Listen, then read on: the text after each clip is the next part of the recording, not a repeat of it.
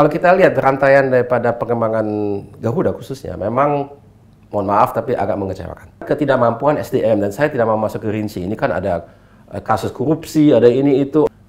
Pemerintah punya aksi untuk mengambil orang yang memang sudah punya track record yang baik di dalam industrinya. Kalau ini bukan orang asing sembarangan ya. Orang yang punya track record yang satu, kalau saya tidak salah ingat, dari Singapura Airlines. Nah ini kan BUMN punya negara. Kenapa sih nggak ada anak bangsa satu pun yang bisa? Apa benar-benar ada orang yang punya kemampuan seperti itu?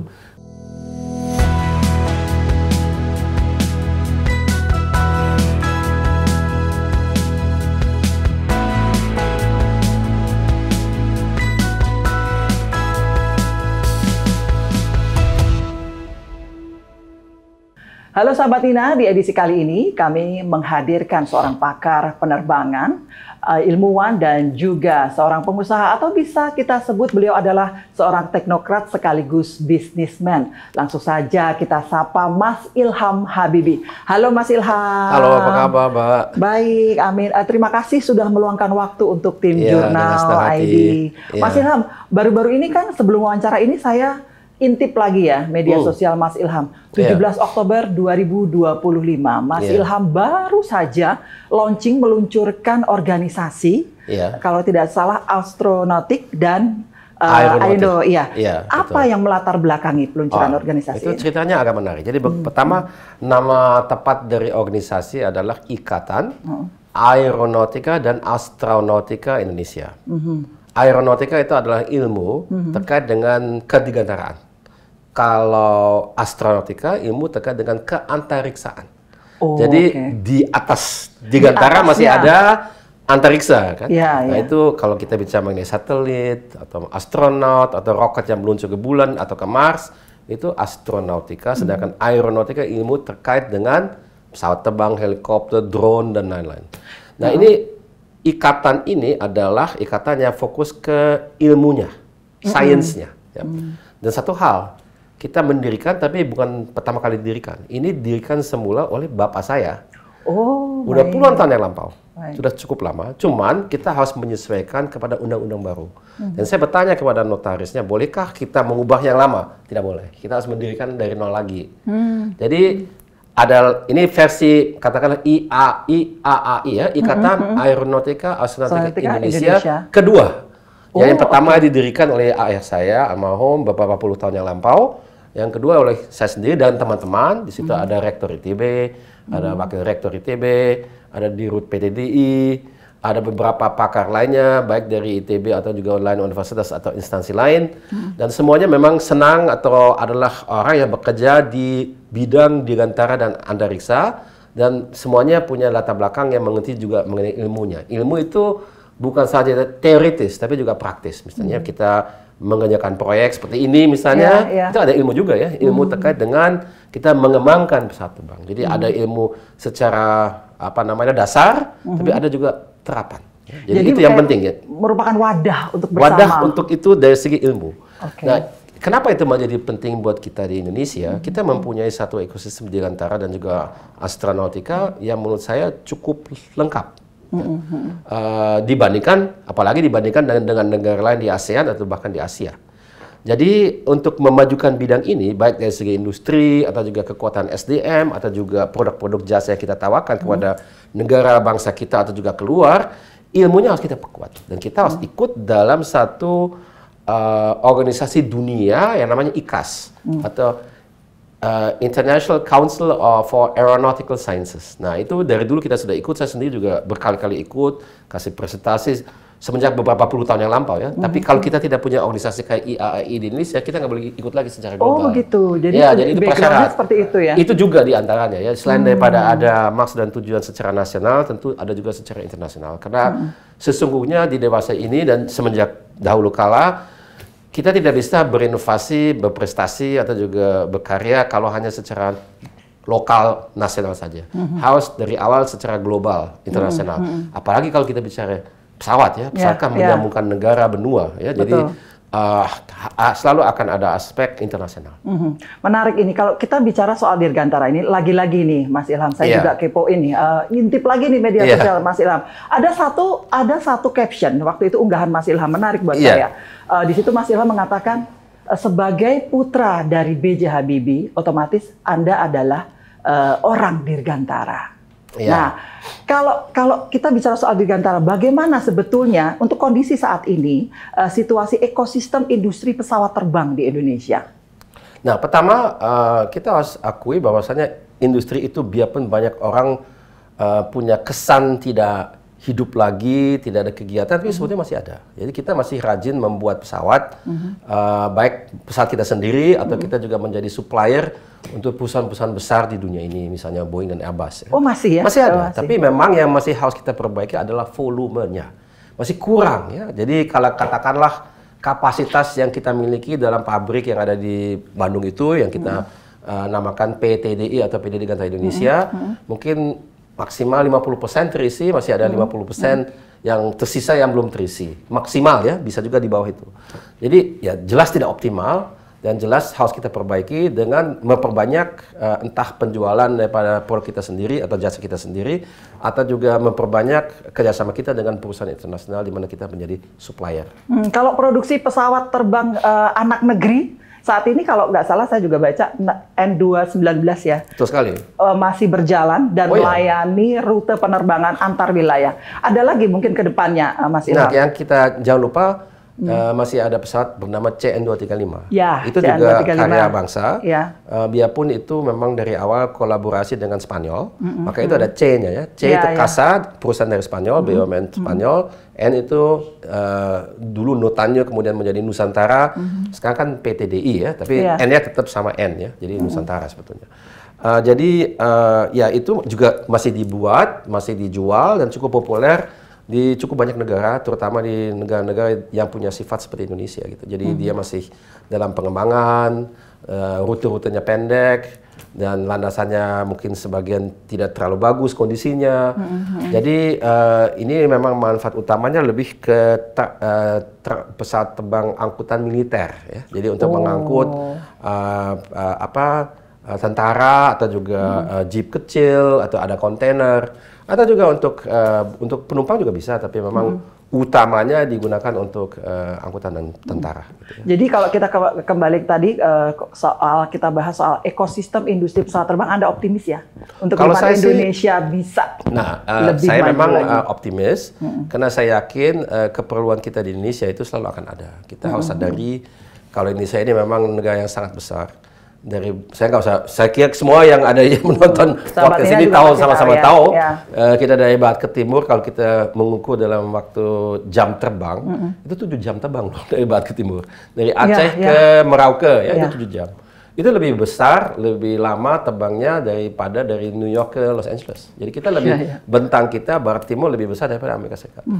Di mana kita 70% air, 30% darat. Jadi perlukah kita pesawat? Ya jelas, tanpa pesawat negara kita sebagai negara, sebagai ekonomi, sebagai ekosistem bisa bermasalah ya. Karena kita akan memerlukan atau selalu memerlukan adanya hubungan udara juga, bukan saja dengan kapal laut ya. Kalau dengan mobil kan tidak mungkin karena ya memang kecuali kita membuat sekian ribu jembatan gitu ya. Tapi itu saya kira tidak ekonomis juga karena terlalu lama gitu ya. Untuk kita pergi dari A ke B. Jadi untuk pesawat kita selalu perlu. Jadi pertama karakter daripada negara kita memang seperti itu. Kedua kita adalah populasi yang keempat besar di dunia. Ya. Kan urutannya India sekarang setelah melampaui Cina, Cina, kemudian Amerika Serikat, Indonesia. Jadi suatu ketika kita akan sama dengan Amerika Serikat. Nah kalau kita membandingkan, di Indonesia kita sekarang penumpang per tahun itu kurang lebih katakanlah 100 jutaan gitu ya, bisa kurang bisa lebih. Di Amerika yang populasinya hampir lebih banyak dikit daripada kita, tapi mereka tentu jauh di atas kita ya dari segi status quo, ekonominya dan sebagainya. Mereka itu penduduknya lebih dari 10 kali lipat kita. Jadi 1 miliar orang dengan populasi yang sama dengan besar negaranya yang sama. Di mana kita sebagai negara lebih tergantung pada Dirgantara daripada mereka karena mereka negara daratan. Kita kan negara maritim. Jadi menurut saya ya kalau kita membayangkan kita kan mau jadi maju, negara maju. Jadi arah untuk industri Dirgantara itu hanya bisa naik aja. Karena dari tahun ke tahun pasti kalau ekonomi kita baik dan juga pengembangan lainnya juga baik, ya kita akan terus melihat adanya peningkatan daripada jumlah penumpang dan industri Dirgantara pada umumnya. Dan bukan saja penumpang, kita jangan lupa pesawat terbang juga ada fungsi dalam hal antar barang gitu ya, jadi kargo. Dan yang ketiga tentunya dari segi pertahanan. Itu semuanya penting. Kalau Mas Ilham melihat produksi pesawat terbang produksi anak negeri, kalau sekarang ini menunjukkan peningkatan atau masih tetap maksudnya sama? saja tadi kita sebut itu? Iya, produksinya. Kalau menurut saya sih, pertama ya tidak banyak negara dan bangsa bisa membuat pesawat terbang sendiri ya, itu tidak banyak.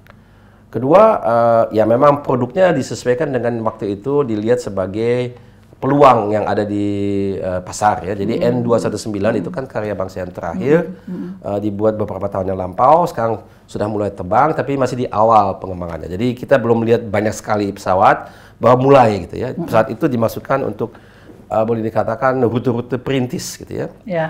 Karena pesawat itu tidak bisa terbang terlalu jauh dan tidak bisa terlalu tinggi.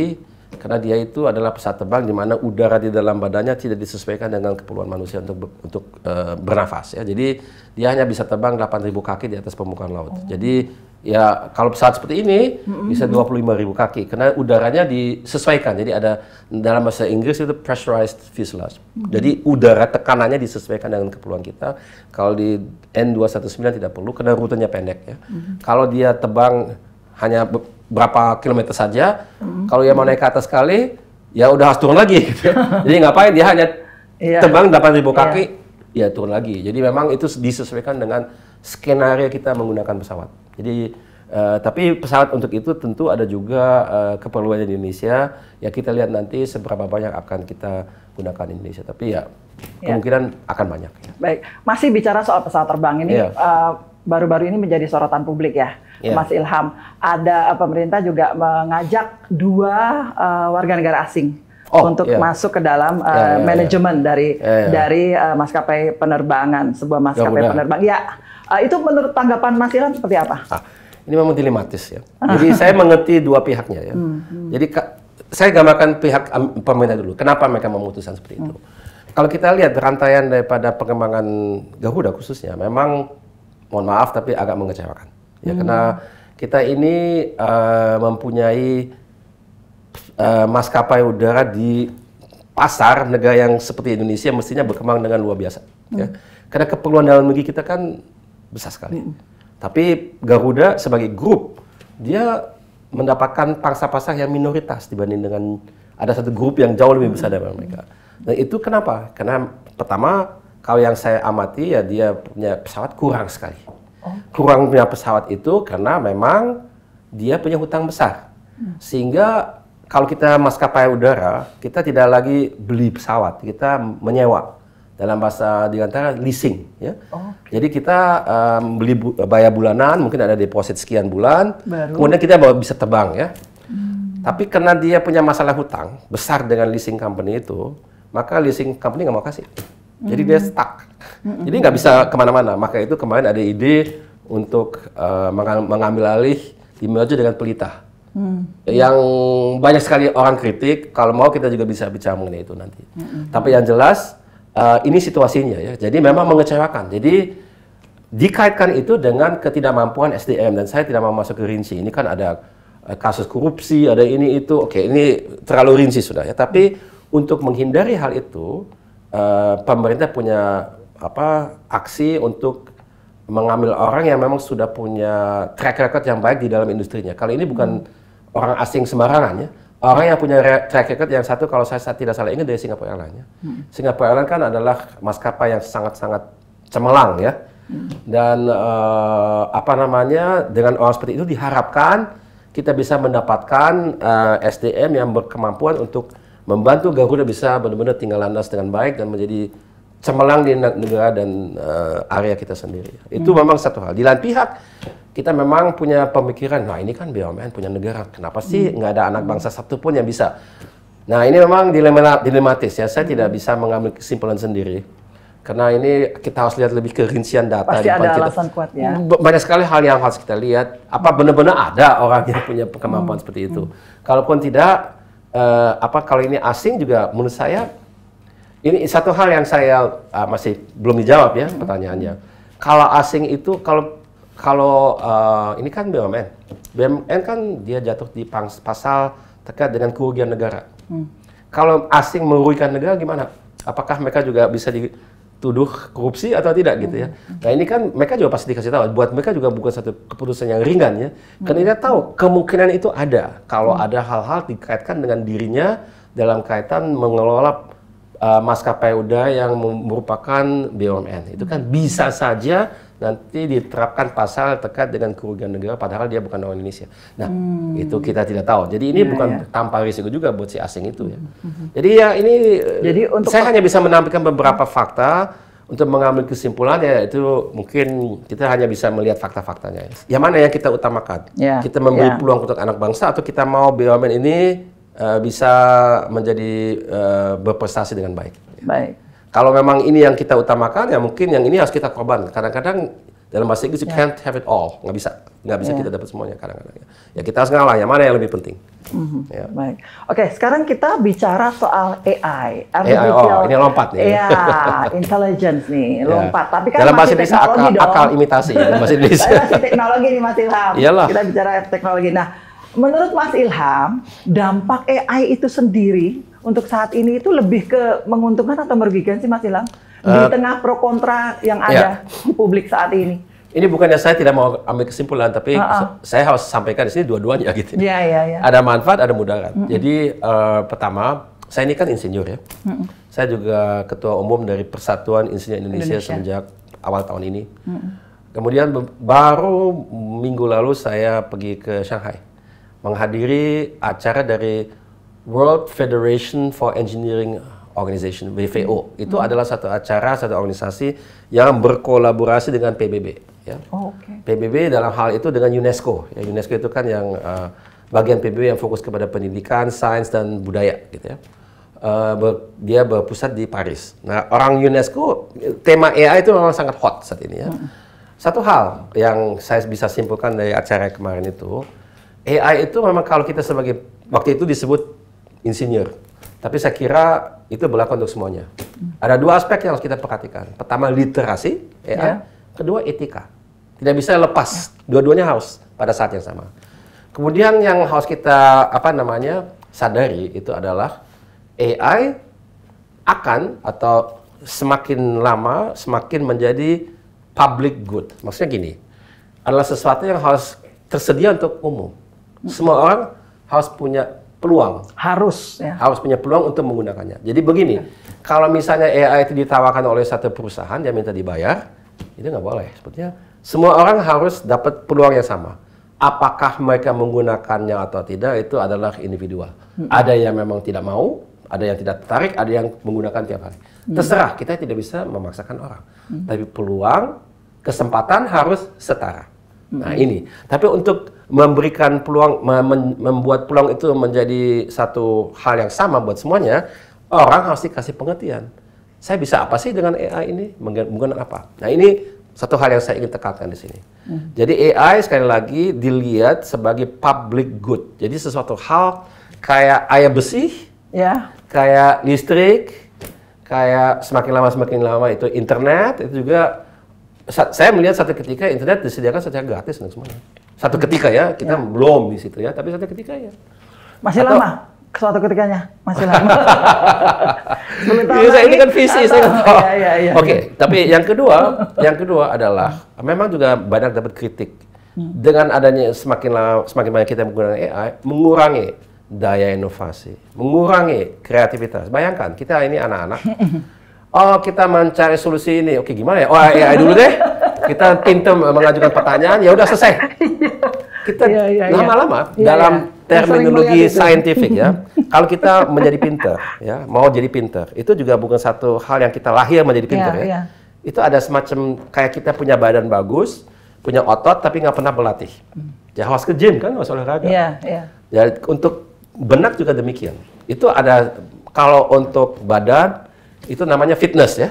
kita kebugaran. Untuk benak namanya, mohon maaf ini saintifik sekali, neuroplasticity. Jadi kita kemampuan dari otak untuk berpikir harus kita latih. Ya, dilatih terus. Jadi katakanlah tiap hari kita belajar sesuatu, belajar seumur hidup itu bagus untuk kita tetap punya kemampuan untuk berpikir, untuk ini kita tips cekatan. Ya, sahabat Nina, salah satu tips. Penting ya, jadi bukan saja untuk tahu, tapi untuk melatih benak kita.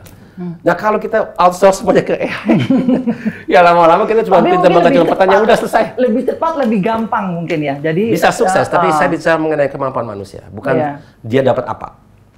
Ya, jadi kemampuan kita bisa berkurang. Nanti yang bisa saja kalau kita tidak hati-hati, dan saya tidak katakan ini sudah menjadi satu keniscayaan ya, tapi kalau kita tidak hati-hati, ada sebagian dari umat manusia ini yang pintar, mungkin sebagian kecil, yang banyak itu cuman ikut aja, dan dia nggak punya kemampuan, punya tapi terbatas. Jadi itu dan itu membuat kesenjangan sosial, ekonomi dan lain-lain itu semakin lama semakin besar. Nah ini harus kita hati-hati. Bagaimana kita bijak mungkin ya, terkait AI ya, tapi memang tergantung akhirnya kepada individu apa dia mau atau tidak mau gunakan. Tapi karena kita tidak bisa paksakan kan. Kalaupun kita paksa ya diam-diam dia nggak mau ya gimana. Tapi kita harus kasih pengertian bahwa ini penting. Iya, menarik ini. Tadi Anda menyatakan soal bagaimana kita melatih untuk ya berpikir kreatif. Ini ada saya sempat tahu ya informasi ini, Mas Ilham. Anda itu lebih suka membaca buku benar-benar dipegang daripada Anda membuka scroll. Tahu kenapa? Kenapa? Capek matanya kena sinar itu. Capek. Oke. Itu juga efek negatif ya sebetulnya. Dan kalau menurut saya sinar itu juga ada dampak kepada kesehatan kita. Itu saya amati. Tapi saya tidak bisa menerangkan secara medis ya. Saya bukan dokter. Jadi tapi Anda lebih saya lebih capek kalau saya lihat ini.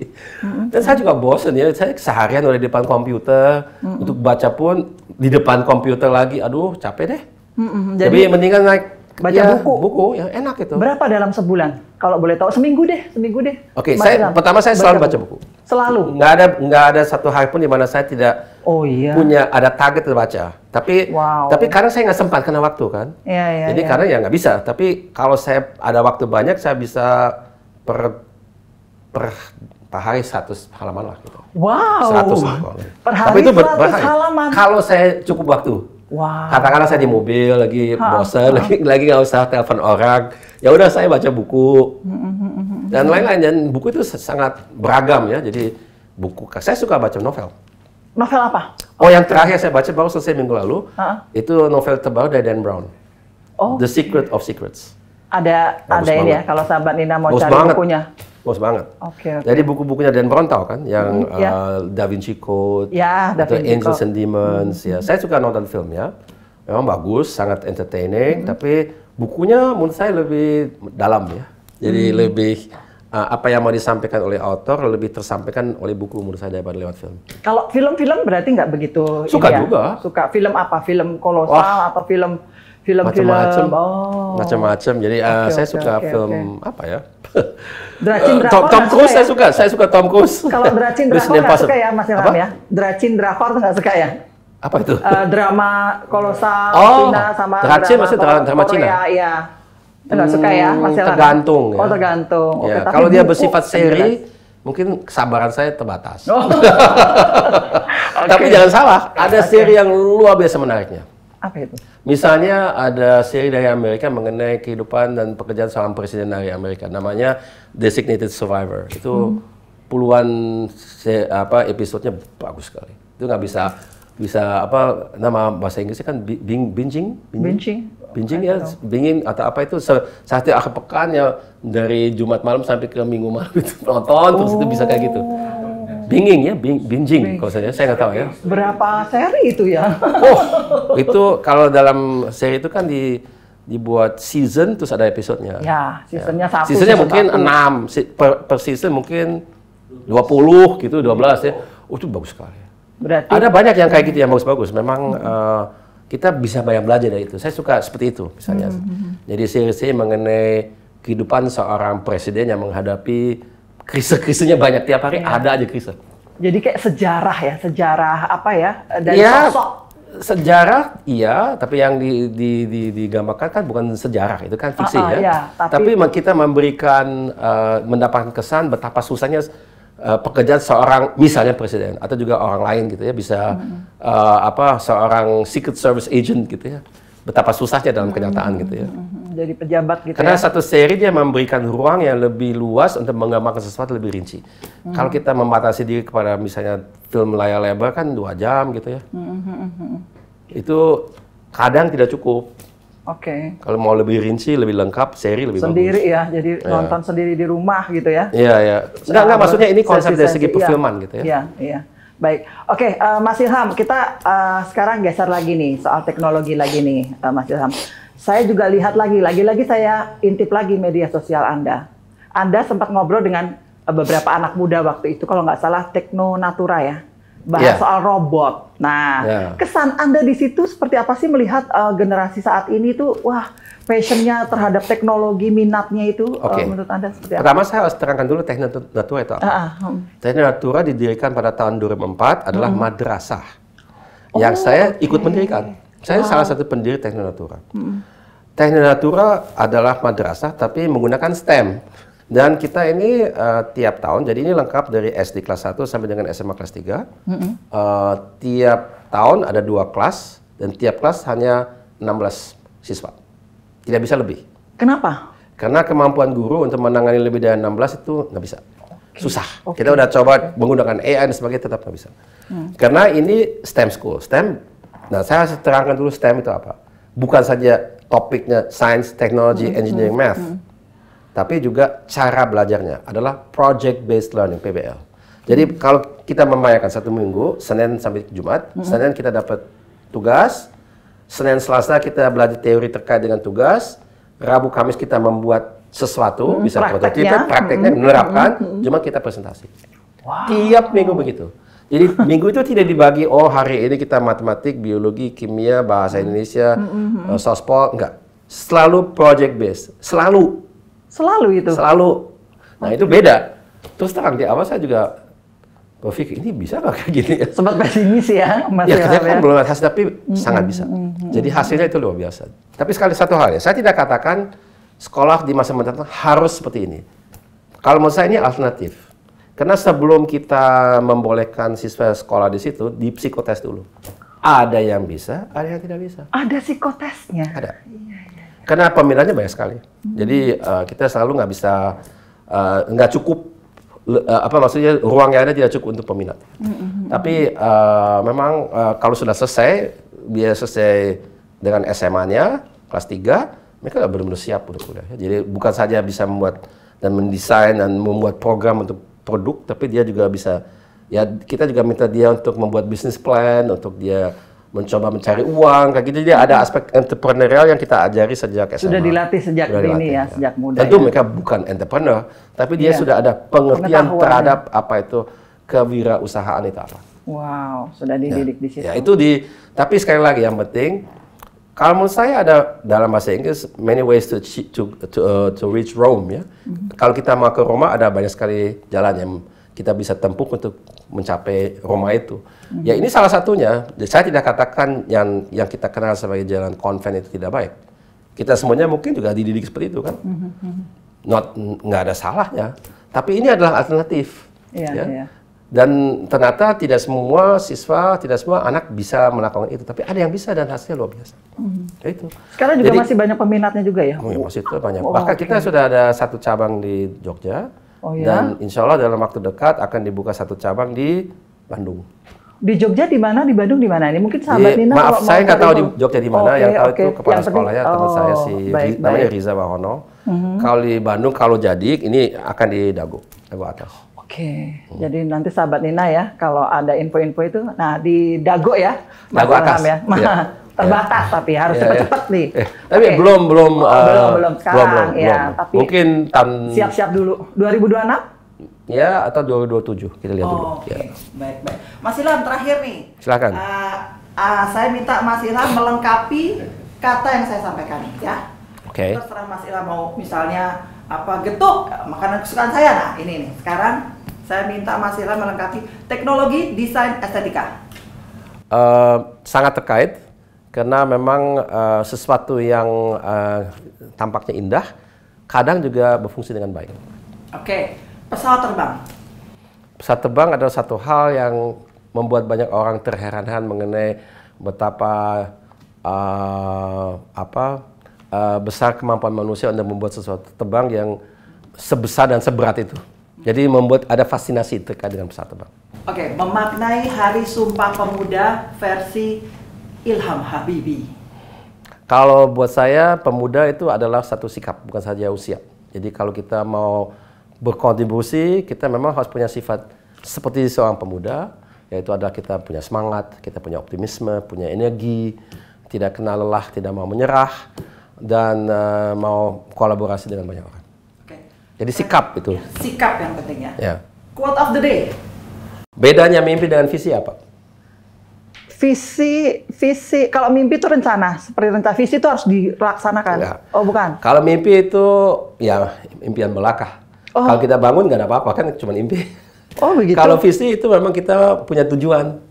Itu harus menjadi kenyataan ya. Kita visi, saya melihat itu dan saya mempunyai visi itu dalam keadaan sadar. Oh begitu? Ya. Oh baiklah. Itu quote dari siapa sebetulnya? Siapa? Ayah saya. Wah, coba diulang lagi. Coba diulang lagi. Ya, maaf, terima kasih tadi sudah dikasih hint ya. Kayak lebih bisa kalau dikasih satu hint kecil saya langsung jawab. Iya. Kalau tadi mimpi itu adalah hanya mimpi belaka, kita bisa mimpi apa saja. Tapi kita bangun tidak ada apa-apa. Tapi kalau kita punya visi itu sesuatu yang kita merasakan bisa diwujudkan gitu ya. Karena kan ada alasan kenapa kita punya visi itu. Gitu ya. Oke, baiklah. Itu quote of the day. Quote of the day dan saya kutip Pak Habibie almarhum. Baik, oke. Terima kasih. Terima kasih. Terima kasih waktunya untuk dengan senang hati, Mbak. Tim Jurnal ID. Semoga apa yang diusahakan sekarang demi kemajuan bangsa Indonesia lancar tercapai. Amin. Amin. Oke, makasih Mas Ilham. Kembali.